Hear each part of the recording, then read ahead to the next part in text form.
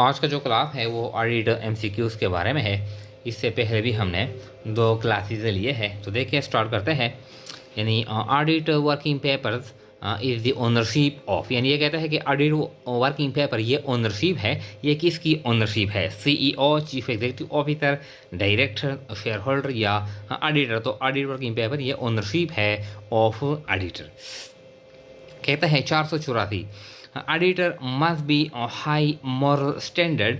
Auditor यानी high moral standard होना चाहिए, यानी स्ट्रेट फॉरवर्ड, सीधा बंदा होना चाहिए, यानी 2 नंबरी वो ना करे, यानी मुहलेस बंदा होना चाहिए, सिंसियर बंदा होना चाहिए, सिंसियर एंड ऑनेस्ट, दियानतदार होना चाहिए, मॉरल स्टैंडर्ड होना चाहिए, किसी से रिश्वत वसूल ना करे, किसी से यानी दियानतदार होना चाहिए, किसी की यानी अमानत में वो खयानत ना करे, यानी जो फैक्ट्स और फिगर है वो सारा यानी फैक्ट और फिगर वो शो करे, यानी किसी किया करे, यानी 2 नंबरी ना करे।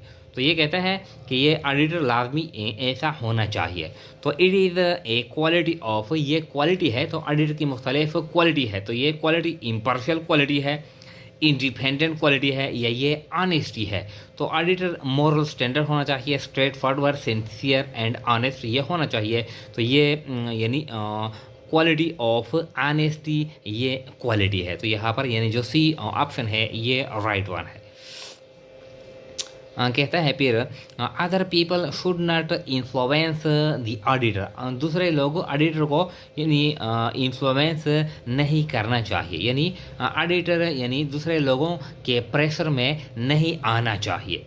बाई एनी मीन्स, किसी भी यानी तरीके से, ज़बरदस्ती के साथ या पैसों के साथ या वगैरह मुख्तलिफ जो रीज़न हो सकते हैं, यानी प्रेशराइज नहीं होना चाहिए। इज़ द क्वालिटी ऑफ, ये क्वालिटी है, ट्रस्ट है, ऑनेस्टी है, पावर है या इंडिपेंडेंस है। तो auditor must be independent one and should not be influenced by the other people by any means. तो D option is right one. फिर कहता है कि खाली जगह has the right of access to the books of account.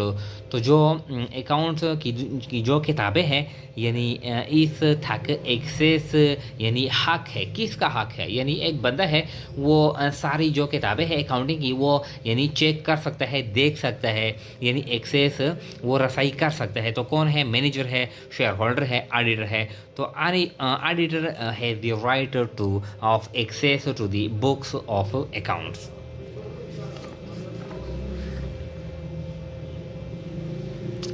इसके बाद है 487, कहता है management sets a letter. Management एक लेटर सेट करता है and send to the auditor, और ऑडिटर को भेजता है एंड आस्क, और ये पूछता है दैट ही में obtain any type of information, कि ऑडिटर कोई भी जब यानी मालूमात, किसी भी मालूमात की ऑडिटर को जब ज़रूरत पड़े तो वो हमसे पूछ सकते हैं। व्हेन रिक्वायर्ड, तो वो हमसे पूछ सकते हैं, यानी ऑडिटर को ये यानी प्रपोजल भेजता है, लेटर भेजता है मैनेजमेंट कि अगर आपको किसी किस्म की इंफॉर्मेशन यानी चाहिए ऑडिट प्रोसेस के दौरान, तो आप हमसे रिक्वेस्ट करें, यानी हम आपको क्या करेंगे, इंफॉर्मेशन प्रोवाइड करेंगे। तो ये जो लेटर है ये मैनेजमेंट कंपोज करता है, तैयार करता है और ऑडिटर को भेजता है। तो दिस लेटर इस लेटर को कहते हैं audit letter, share holder letter, management और रिप्रेजेंटेशन लेटर या none.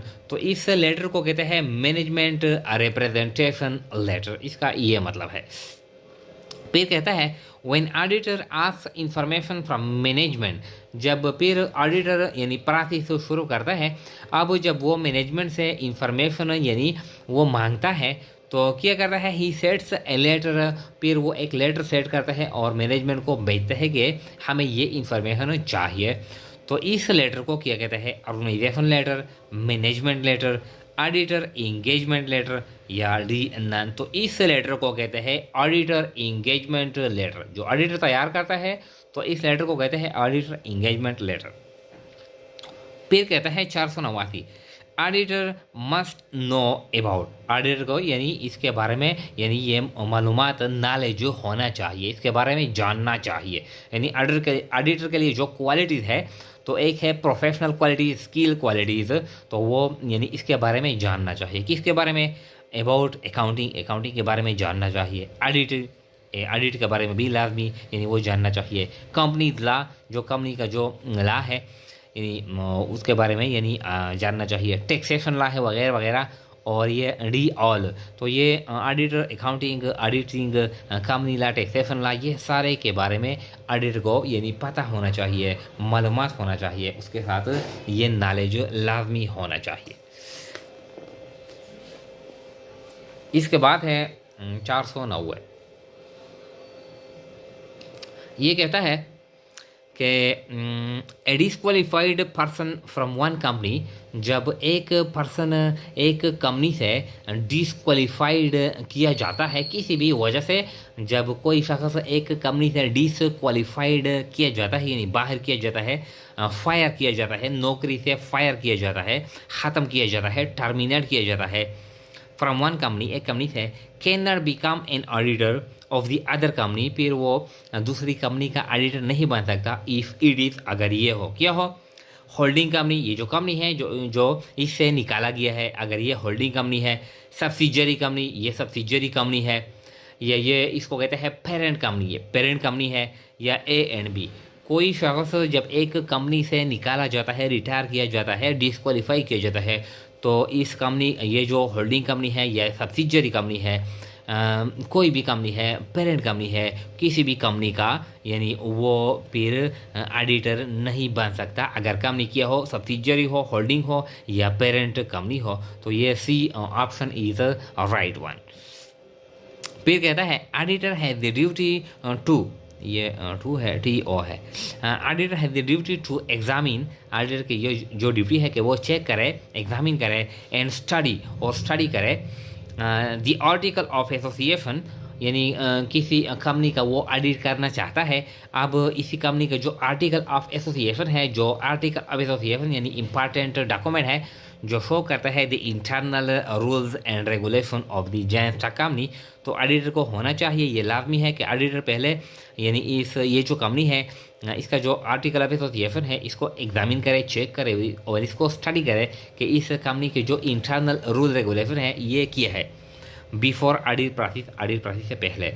If he does not do so, अगर ऑडिटर ने ये यानी ऐसा नहीं कर लिया, अगर ऑडिटर ने आर्टिकल ऑफ एसोसिएशन स्टडी नहीं किया, एग्जामिन नहीं किया, तो ही इज़ लेबल फॉर, तो वो लेबल है यानी वो ज़िम्मेदार है। क्या है? यानी जो इस पे जो लाइबिलिटी आती है, नेग्लिजेंस, गफलत, ये यानी लेबल फॉर नेग्लिजेंस। एक्सपीरियंस के लिए है। ये स्किल, तो ये जो इसने यानी आर्टिकल ऑफ एसोसिएशन इसने स्टडी नहीं कर लिया, भूल गया गफलत की वजह से, लापरवाही की वजह से, तो इसको कहते हैं लाइबिलिटी फॉर नेग्लिजेंस या लेबल फॉर नेग्लिजेंस या carelessness.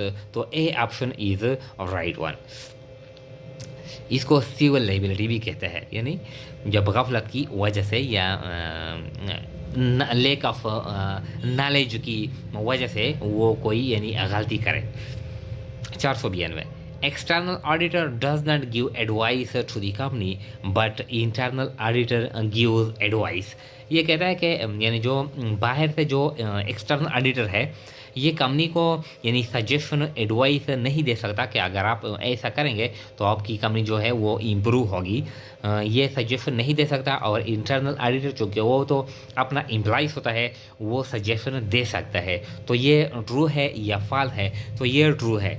External auditor can not give suggestion but internal auditor can give suggestion, इसका ये मतलब है। फिर कहता है auditor is liable for, auditor label है यानी जिम्मेदार है। सिविल लाइबिलिटी यानी जो गफलत की वजह से, लेक ऑफ नॉलेज की वजह से, केयरलेसनेस की वजह से जो लाइबिलिटी इस पर आती है। क्रिमिनल लाइबिलिटी फ्रॉड की वजह से, धोखा की वजह से, यानी कोई ऑडिटर है वो यानी इंटेंशनली, डिलिबरेटली, कसदन कोई फ्रॉड करता है, गलती करता है, तो इस पे जो लाइबिलिटी आती है, जो लॉसेस आते हैं, वो इसके लिए लेबल जिम्मेदार होता है। और ए एंड बी, तो auditor is liable for civil liability as well as criminal liability, तो C option is right one. इसके बाद है यानी 494 When the auditor is unable, जब auditor unable to do his duty well and properly, जब auditor ये यानी unable होता है कि अपना ड्यूटी यानी प्रॉपर तरीके से अच्छी तरीके से वो सरअंजाम दे, यानी सरअंजाम देने से वो कासिर हो जाता है, वो ड्यूटी अच्छी तरह नहीं कर सकता।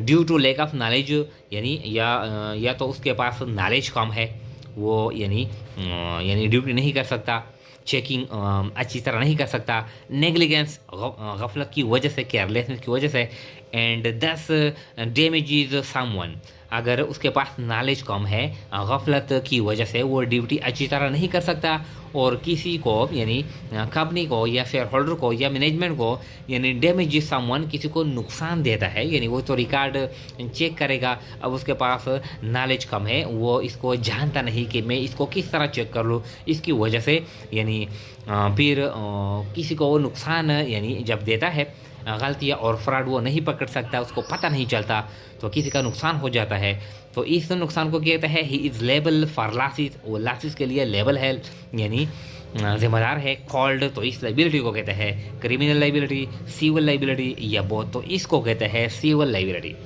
Due to lack of knowledge या नेग्लिजेंस या केयरलेसनेस की वजह से जब उस पर वो नुकसान करता है किसी का, तो इस पर जो लाइबिलिटी आती है तो इसको कहते हैं सिविल लाइबिलिटी। फिर कहता है 495, व्हेन एन ऑडिटर डिलिबरेटली, यानी जब ऑडिटर कसदन, इंटेंशनली यानी इरादतन, कमिट्स फ्रॉड्स, जब वो फ्रॉड करता है, गलती करता है, किसी से वो मिलता है, यानी डिलिबरेटली कसदन वो करता है फ्रॉड इन हिज ड्यूटी, अपनी ड्यूटी में, यानी गलतियाँ वो छोड़ देता है, गलतियाँ फ्रॉड वो नहीं पकड़ता, यानी वो शो नहीं करता, किसी से वो पैसे यानी लेता है या किसी के प्रेशर पे वो आता है, तो डिलिबरेटली वो ये करता है, फ्रॉड करता है। एंड डैमेज समवन, और किसी को नुकसान देता है, इट इज़ फ्रॉड, ये फ्रॉड है। And he is label for all losses, और वो सारे जो लॉसेस इस वजह से, इस एक्शन की वजह से आते हैं, किसी का भी जो नुकसान हो जाता है तो इसके लिए लेबल है, इसके लिए वो जिम्मेदार है, तो इस लाइबिलिटी को कहते हैं सिविल लाइबिलिटी, क्रिमिनल लाइबिलिटी या नन, तो इसको कहते हैं criminal liability. Audit report is addressed to, तो ऑडिट जो रिपोर्ट है ये एड्रेस्ड टू या कम्युनिकेटेड टू, ये ऑडिटर किसको एड्रेस करेगा, तो शेयर होल्डर या बोर्ड ऑफ डायरेक्टर्स या मैनेजमेंट या बोथ, तो auditor report is addressed to share holder को भी ये एड्रेस किया जाता है और बोर्ड ऑफ डायरेक्टर को भी ये एड्रेस किया जाता है, तो सी ऑप्शन किया है, ये C option is right one.